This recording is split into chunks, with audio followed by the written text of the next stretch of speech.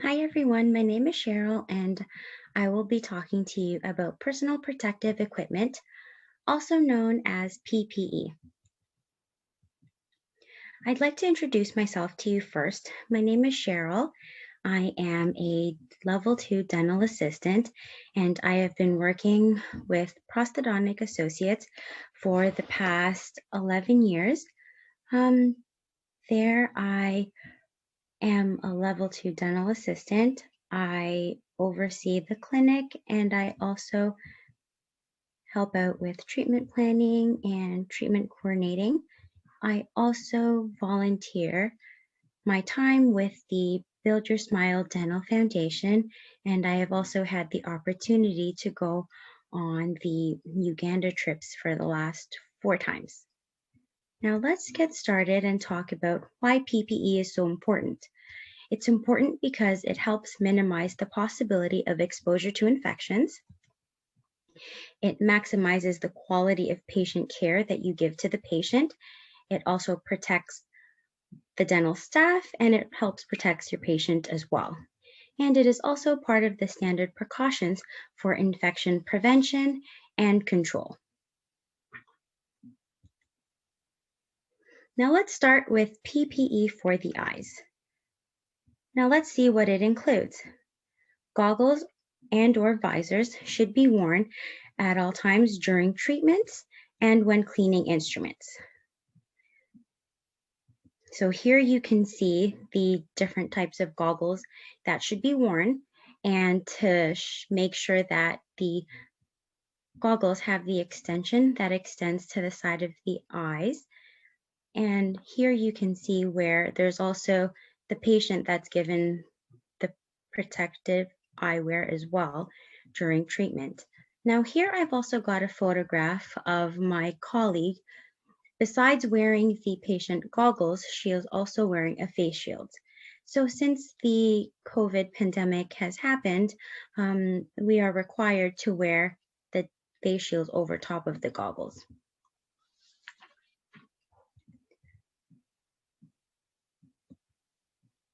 Now, don't forget to keep the goggles clean. So every time you are done treating a patient, always make sure that you clean them thoroughly, rinse your glasses with water, make sure you dry them thoroughly. Now, it's important to make sure that you keep your glasses clean because you want to make sure that any splatter or any bacteria that's causing your goggles to get dirty get cleaned at the end of each patient treatment.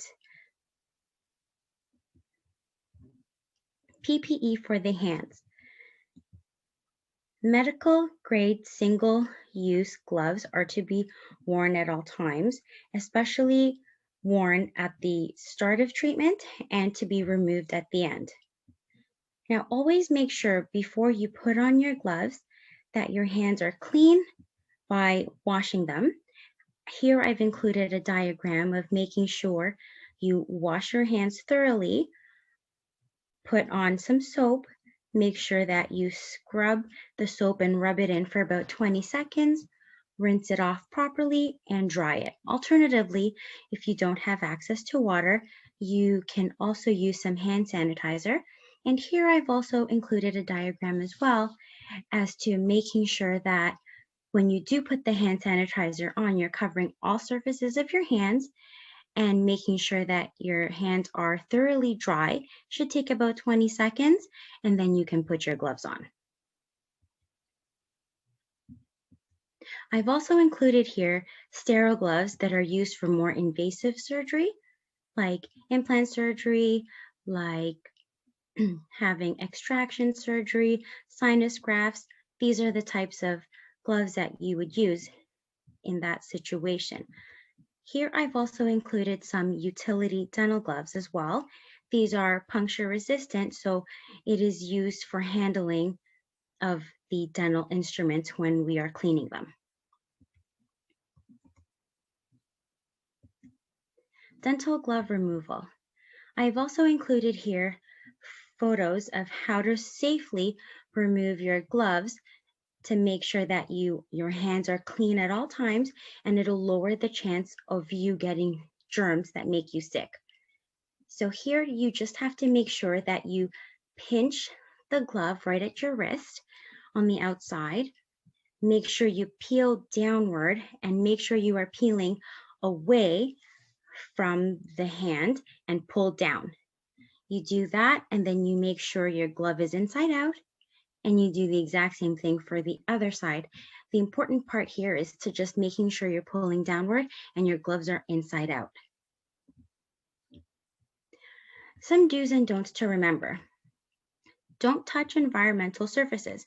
So make sure when you are wearing your gloves that are contaminated, not to touch things like the door handles, the keyboard, a computer mouse, or your cell phone.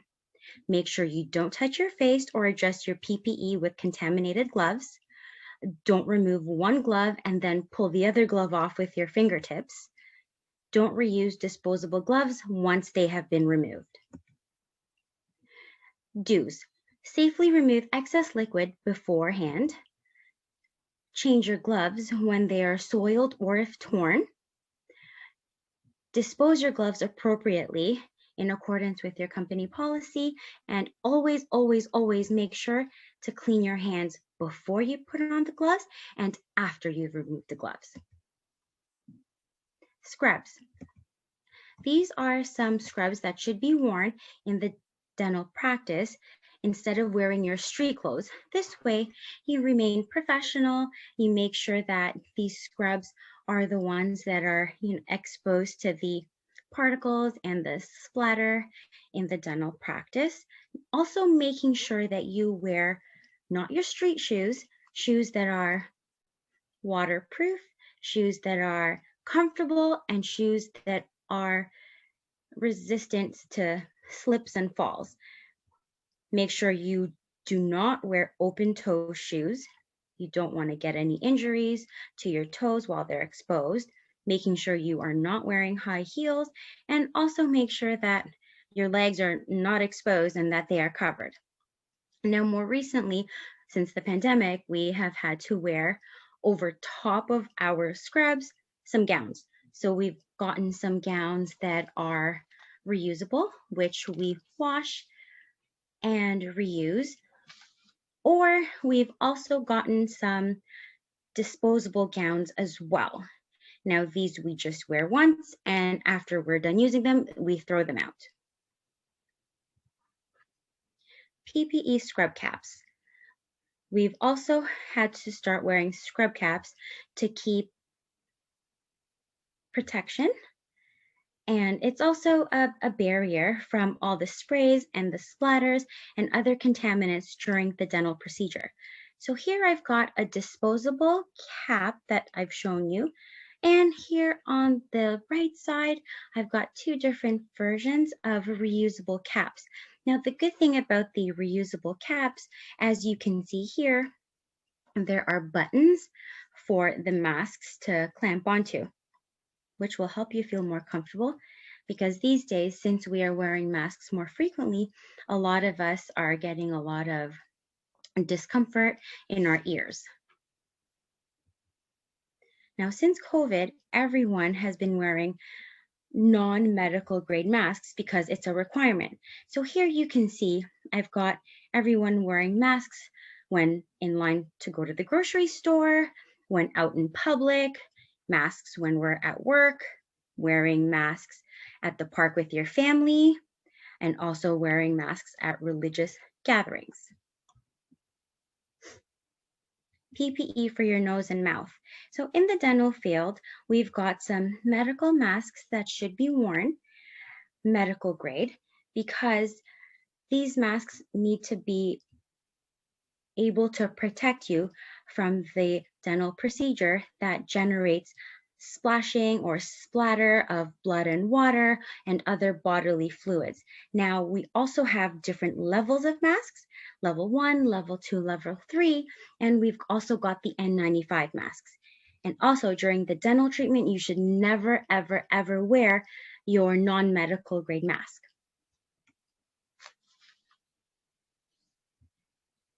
How to wear your face mask. So here I've included a picture of how not to wear it. You see here on the left where her nose is exposed and her mask is under her nose. So this is a big no-no, especially in the dental practice, because you want to try to prevent, getting all that splatter up your nose. So here I am showing you how she is pinching the metal part onto her nose just to make sure that it is safe and secure. And you should end up with a mask just like this on your right. How to remove your medical mask. Number 1, always make sure you wash your hands with soap and water or sanitize. Avoid touching the front of your mask because it can be contaminated. Only touch the ear loops. So with both of your hands, gently lift and remove the mask and throw it out in the trash. And then after that, you would have to wash and sanitize your hands again. How to wear and remove your N95. So here I've also included a diagram where when you put on the N95, make sure you cup the N95 at the front of your hand with the nose piece up and the headband hanging freely.